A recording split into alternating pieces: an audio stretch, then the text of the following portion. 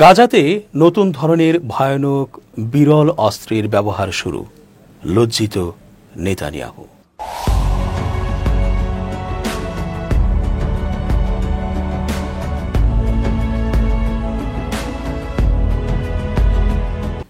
আসসালামু আলাইকুম প্রিয় দর্শক, আমন্ত্রণ আজকের আলোচনায়। চেঞ্জ টিভির আন্তর্জাতিক চোখ অনুষ্ঠানে এস জে রতন স্বাগত জানাচ্ছি। না, নেতানিয়াহুর লজ্জা নেই। ওকে ধরে এনে নোংরা মাখা ধুলো মাটিতে নাকে খত দিতে বললেও সে লজ্জা পাবে না, কারণ সে তো শুধু দখলের উদ্দেশ্যে গাজায় নির্মমতা চালাচ্ছে না, সে মুসলমানদেরকে চিরতরে নিঃশেষ করে দিতে চায়। সে বিশ্ব মুসলিমের শত্রু, তাকে যে কোনো উপায়েই হোক শুলে চড়াতেই হবে। একের পর এক বিভিন্ন রাষ্ট্র তাদের দেশের উপর নিষেধাজ্ঞা দিয়ে যাচ্ছে, একই সাথে ফিলিস্তিনকে স্বীকৃতিরও ঢল নেমেছে। তারপরও বেঈমান বর্বরটার হুঁশ হচ্ছে না। অপরদিকে এই যে হেভিওয়েট পশ্চিমা দেশগুলোর গণস্বীকৃতি, এটা তো মনে হচ্ছে স্রেফ আইওয়াশ ছাড়া অন্য কিছু নয়। কারণ তারা চাইলে আমেরিকা ও ইসরায়েলকে ভর্ৎসনা করতে পারে, তাদেরকে বৈশ্বিক যে কোনো জোট থেকে বের করে দিতে পারে, এক ঘরেও করতে পারে। গাজায় আর এক মুহূর্তের জন্য কোনো হামলা নয়, এই হুমকি দিয়ে তা কার্যকরও করতে পারে। এটা কোনো ব্যাপারই না, অথচ তা করা হচ্ছে না। এর অর্থই হচ্ছে সবই ওই নিজেদের দায়ের একটু হ্রাস ঘটানো আর বিশ্ববাসীকে বোঝানো আমরা গণহত্যা ও ধ্বংসের পক্ষে না। আসলে সব রোশনের পেছন একটাই, না হলে ফিলিস্তিনি প্রেসিডেন্ট মাহমুদ আব্বাস কি করে বলে হামাস যেন অস্ত্র সমর্পণ করে? তবে কি হামাসের পরাজয় মেনে নেবার বিনিময়ে এই স্বীকৃতি? না, তা তো হতে দেবে না হামাস। গাজার শাসনভার হামাসের হাতেই থাকবে, এটাই হামাসের প্রত্যয়। তবে ইসরায়েল কিন্তু থামছে না, তারা নতুন নতুন স্টাইলের অস্ত্রের খেলা দেখাচ্ছে গাজাতে। গাজায় নতুন আতঙ্কে পরিণত হয়েছে এক বিশেষ মরণাস্ত্র। স্থানীয়রা এটিকে বুবি ট্র্যাপ রোবট বলে বর্ণনা করে থাকে। বাসিন্দারা বলছে এই প্রথমবারের মতো এমন অস্ত্র দেখছে তারা, যা অতীতে কোনো যুদ্ধে কোনো পরিস্থিতিতেই তারা দেখেনি। এগুলো ব্যবহার করে গাজায় খুব ঘন ঘন হামলা হচ্ছে এখন। গাজার বাসিন্দা আলম আল ঘোল বলেন, পুরনো সামরিক যানগুলো বিশাল মোবাইল বোমায় পরিণত করে আবাসিক এলাকার কেন্দ্রস্থলে স্থাপন করা হয় এবং রিমোটের মাধ্যমে এগুলোর বিস্ফোরণ ঘটিয়ে ভবনগুলি ধ্বংস করে ফেলা হয়। ফলে আশপাশের যে কোনো ব্যক্তি কয়েক সেকেন্ডের মধ্যে টুকরো টুকরো হয়ে যায়। এর প্রভাব বিমান হামলার চেয়েও ভয়াবহ এবং ধ্বংসাত্মক। ঘোল আরও বলেন, এই রোবটগুলো পুরনো ট্যাঙ্ক বা সাঁজোয়া সৈন্যবাহক হতে পারে, যা আর ব্যবহারের জন্য উপযুক্ত নয়। তারা এগুলো বিস্ফোরক দিয়ে ভরে দেয় এবং তারপর গাজা শহরের রাস্তায় ফেলে যায় এবং রিমোটের মাধ্যমে নিয়ন্ত্রণ করে। লক্ষ্যবস্তু এলাকায় স্থাপনের কয়েক মিনিট পরেই একটি বিশাল বিস্ফোরণ ঘটে। তার কয়েক সেকেন্ডের মধ্যেই আকাশ রক্তবর্ণ হয়ে যায়।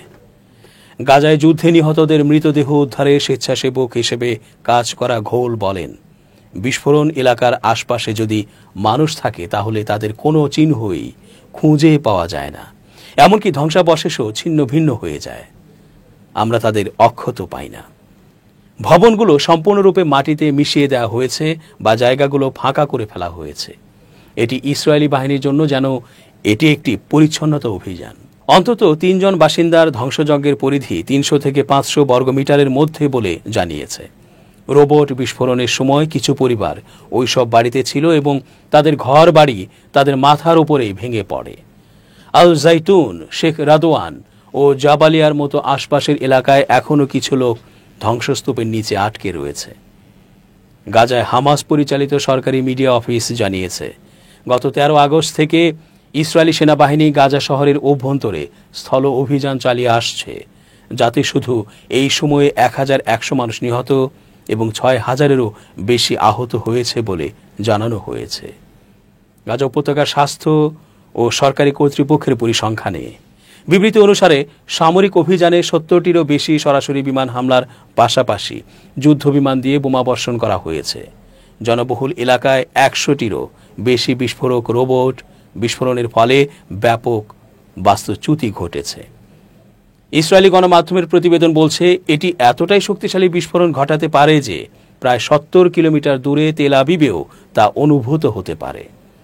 বেসামরিক নাগরিকদের বিরুদ্ধে সেনাবাহিনীর এই অস্ত্র মোতায়েনের অভিযোগের বিষয়ে মন্তব্য জানার জন্য ইসরায়েলি সামরিক বাহিনীর অর্থাৎ আইডিএফ এর মুখপাত্র লেফটেন্যান্ট কর্নেল আভিচয় আদরায়ের সাথে যোগাযোগ করে বিবিসি নিউজ অ্যারাবিক জেনেছে, আমরা অপারেশনাল পদ্ধতি নিয়ে আলোচনা করি না, তবে আমি বলতে পারি যে আমরা এক্ষেত্রে বিভিন্ন উপায় অবলম্বন করি। কিছু অত্যন্ত উদ্ভাবনী এবং প্রথমবারের মতো ব্যবহৃত। এসব আমাদের লক্ষ্য অর্জনের জন্য হামাস সন্ত্রাসীদের নির্মূল করতে এবং ইসরায়েলি সৈন্য ও বেসামরিক নাগরিকদের সুরক্ষা দিতে। গাজা শহরের আরেক বাসিন্দা নিদাল ফাউজি প্রশ্ন তোলেন, গাজা কি ইসরায়েলি অস্ত্রের সক্ষমতা পরীক্ষার ক্ষেত্র হয়ে উঠেছে কিনা। তিনি বলেন, তথাকথিত রোবটগুলো বিশেষ করে নারী ও শিশুদের মধ্যে আতঙ্ক ছড়িয়ে দেয় এবং মানুষকে পালাতে বাধ্য করে। পূর্ববর্তী একটি সামরিক অভিযানের সময় এই অস্ত্র ব্যবহার করতে দেখেছেন বলে বিবিসিকে জানান তিনি বলেন, তখন মধ্যরাত ছিল। আমি একটি সামরিক যানকে বিশাল আয়তাকার রোবট টেনে নিয়ে যেতে দেখেছি। তারা এটিকে একটি দেয়ালের সাথে আটকে রেখে চলে যায়। আমি আমার পরিবারকে চিৎকার করে বলি, অবিলম্বে সেখান থেকে চলে যেতে হবে। আমরা পালিয়ে যাওয়ার কয়েক মিনিট পরেই এমন একটি বিস্ফোরণ ঘটে যা আমি আগে কখনো দেখিনি। আল জাইতুনে আমি মৃতদেহগুলোকে ছোট ছোট টুকরো হতে দেখেছি।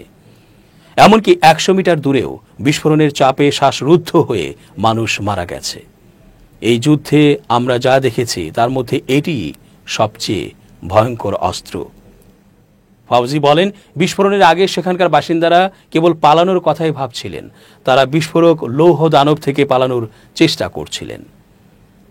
কাতারের জোয়ান বিন জসিম একাডেমি ফর ডিফেন্স স্টাডিজের নিরাপত্তা বিশেষজ্ঞ অধ্যাপক হানি আল বাসোস, যিনি পূর্বে গাজা উপত্যকায় কাজ করেছিলেন, তিনি বিবিসিকে বলেন, ইসরায়েলি সেনাবাহিনী সামরিক অভিযানের খরচ কমাতে এবং ইসরায়েলি হতাহত এড়াতে সরাসরি সংঘর্ষ ছাড়াই আবাসিক এলাকা, টানেল ও বড় ভবন ধ্বংস করতে এই দূরবর্তী নিয়ন্ত্রিত বিস্ফোরক যানবাহন ব্যবহার করছে।